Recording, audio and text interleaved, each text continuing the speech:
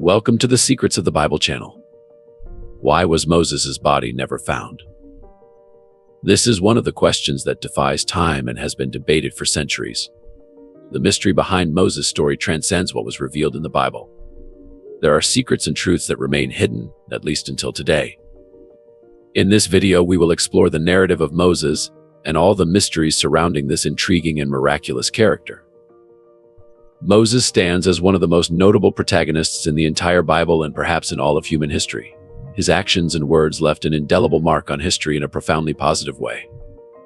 Chosen by God to emancipate the Hebrew people from slavery in Egypt, guide them to the promised land of Canaan, and teach them divine law, Moses played a crucial role. His story is meticulously recorded in the Pentateuch, the first 5 books of the Bible, with a focus on Exodus, the second book of Moses, covering his birth, prophetic calling, and the liberation of the children of Israel from Egypt. Exodus narrates an incredible saga, the greatest escape in history, in which more than 2 million slaves fled from one of the most fortified nations in the world. This narrative is filled with miracles, including the most renowned ones in the sacred book. Leading this historic moment was Moses, a man who witnessed more miracles than Abraham, Isaac, and Jacob combined.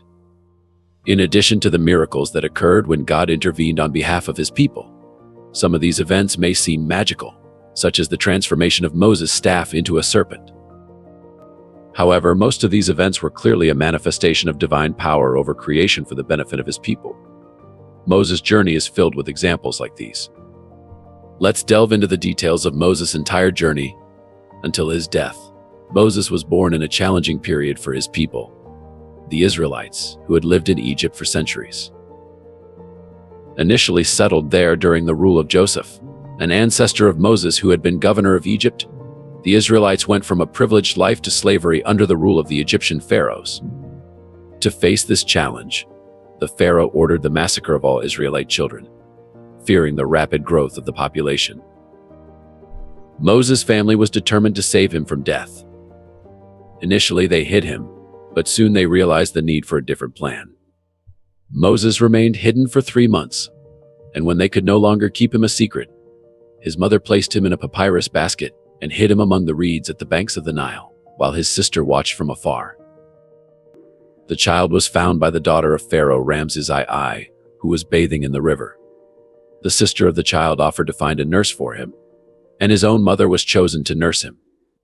After growing up, the young man was returned to Pharaoh's daughter, who called him Moses and raised him as a noble in a prosperous environment.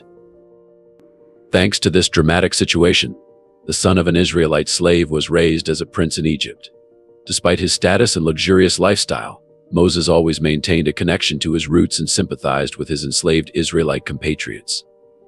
Before we continue, tell me, are you enjoying the story and would you like to discover more mysteries of the Bible?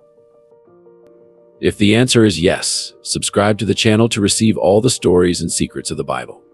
Time passed, Moses became an adult, and one day he witnessed an Egyptian brutally mistreating a Hebrew slave.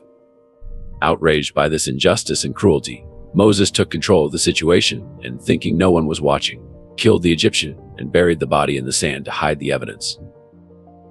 The next day, while Moses was out again, he witnessed 2 Hebrew slaves fighting each other. You trying to intervene and separate them? One of them turned to Moses and asked if he planned to kill him as he had done with the Egyptian. Moses immediately realized that the news of his impulsive actions from the previous day had spread, and he feared for his life. It didn't take long for Pharaoh to retaliate against Moses for the murder of the Egyptian. Moses fled to the desert, becoming a fugitive from justice. Thus, Moses lived in the wilderness. In the land of Midian, after some time, 7 daughters of a prince and priest of Midian went to fetch water for their father's flocks, and in doing so, were driven away by local shepherds. Moses intervened, driving away the shepherds and offering water to the women's flocks. Upon learning of his heroism, their father invited Moses for a meal and rewarded him with the hand of one of his daughters, Zipporah, in marriage. Moses reinvented himself as a shepherd, married Zipporah, started a family, and lived happily for many years. One day, while tending to his sheep, Moses noticed a burning and mysterious bush. God spoke through it, commanding Moses to leave his peaceful life in the desert, return to Egypt, and free the Israelites from slavery. The Lord revealed that he had witnessed the oppression of his people in Egypt, heard their cries before the taskmasters, and understood their suffering. In response, he decided to free them from the hands of the Egyptians, leading them to a fertile land flowing with milk and honey, the land of the Canaanites, Hittites, Amorites, Perizzites, Hivites, and Jebusites. At the age of 80, Moses confronted Pharaoh, who refused to release the Israelites. Faced with Pharaoh's obstinacy, Moses unleashed 10 plagues upon Egypt. The water of the Nile turned into blood, an invasion of frogs, a plague of lice and flies, death of livestock, the emergence of boils, a hailstorm, a locust invasion, darkness, and finally the death of all Egyptian firstborns. Only after these events did Pharaoh agree to release the Hebrews. As Moses led his people toward the promised land, Pharaoh changed his mind and ordered his troops to pursue them. However, Moses parted the waters of the Red Sea with his staff. Once the Israelites crossed, the sea closed, swallowing Pharaoh's forces. Upon reaching the foot of Mount Sinai, Moses ascended to the mountaintop and received the 2 tablets with the 10 commandments, along with a series of laws that began to govern relations among men. For 40 years, they wandered in the wilderness until the entire generation of slaves died, allowing only those born in freedom to enter the promised land. The Bible meticulously details the odyssey of the Israelites, events that would shape humanity for centuries. When Moses passed from the plains of Moab to Mount Nebo, on the summit of Pisgah facing Jericho, the Lord showed him all the land and said, "This is the land I promised to Abraham, Isaac, and Jacob, saying, I will give it to your descendants. I show it to you with your eyes, but you shall not enter it." Deuteronomy 34:4. Moses faced various trials in his leadership in the desert. The Israelites were an undisciplined and ungrateful group, often complaining despite repeated evidence of divine care for their needs. They needed clear and effective instructions. After a military victory over the Amalekites, they camped at the foot of Mount Sinai, where God delivered the 10 commandments to Moses, written with his own finger on 2 stone tablets. While Moses was on the mountain, the Israelites made a golden calf statue to worship. Upon returning to the camp and witnessing the idolatrous behavior, Moses became furious, smashing the stone tablets with the 10 commandments. Moses went up the mountain again to plead with God to forgive the Israelites. Following divine instructions, Moses had to carve new tablets with the 10 commandments. He stayed on the mountain for 40 days fasting, praying, and dialoguing with God. Upon finally descending from the mountain, the people were terrified because his face radiated the light of divine glory. Moses was an extraordinary leader, passing away while leading his people to the promised land of Canaan. Even today, Jews recognize him as the lawgiver of Israel. However, despite all his blessings, Moses' entry into the promised land was denied. You must be wondering why. In Deuteronomy 32, God explains the reason. "Because you trespassed against my word in the wilderness of Zin, when the congregation rebelled against me at the waters of Meribah. You did not hallow me in the midst of the children of Israel. Yet you shall see the land before you, though you shall not enter the land which I am giving to the children of Israel." God kept his promise and revealed to Moses the promised land, but he did not allow him to enter. The incident at the waters of Meribah is recorded in Numbers 20. Near the end of their 40 years of wandering, the Israelites reached the desert of Zin, where there was no water, and the community revolted against Moses and Aaron. They fell prostrate before God, and he instructed Moses and Aaron to gather the assembly and speak to the rock, from which water would flow. Moses, angered, proclaimed before the assembly, "Hear now, you rebels, shall we bring water for you out of this rock?" Numbers 2:10.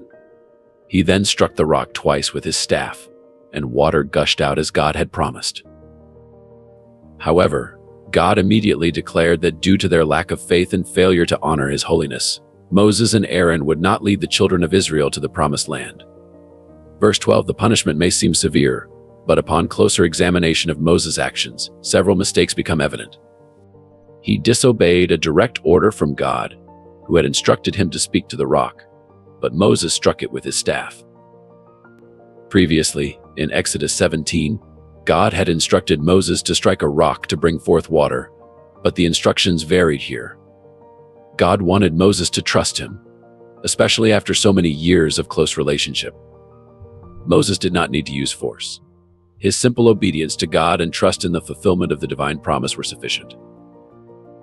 Furthermore, Moses is credited with the act of bringing water, inquiring of the assembled people by the rock, "Shall we bring water for you out of this rock?" Numbers 20.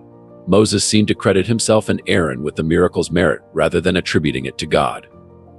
This public attribution of credit did not go unnoticed by God, who could not let such an act go unpunished, expecting the Israelites to understand divine holiness.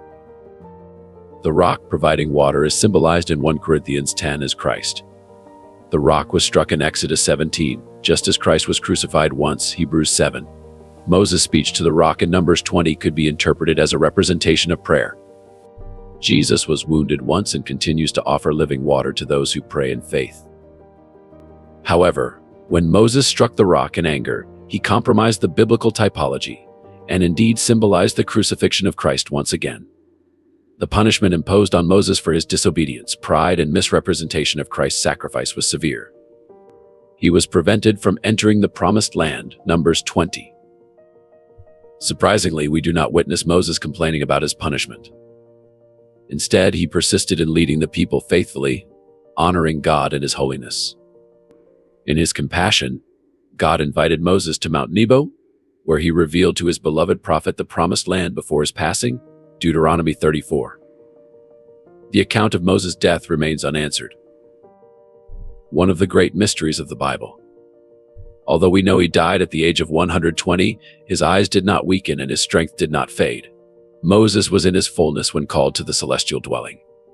He ascended Mount Nebo, an elevation of 500 feet, facing the challenges of old age with determination. Moses departed according to the word of the Lord, solitary but in peace. His tomb was situated in the valley of the land of Moab opposite Beth Peor. To this day remains unknown. Moses is unique in the Bible, personally spared by God. This divine act of concealing his tomb prevented it from becoming a place of worship, preserving the mystery surrounding his never-found body.